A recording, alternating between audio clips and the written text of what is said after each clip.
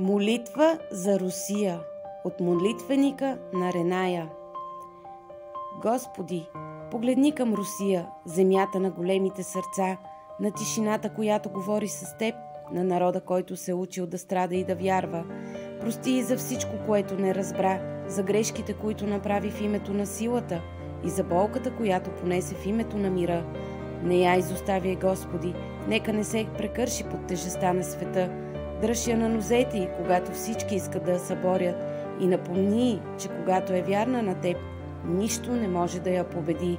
Вдигни народа и с духа на пророчеството, събери душите й в светлина и запази огъня в нея, който запалва надеждата в други земи. Пази я от външна лъжа и вътрешно предателство, служи ангели на портите й и направи така, че когато времето дойде, Русия да застане не със страх, а със сърце, като жива планина на Твоята истина. Амин.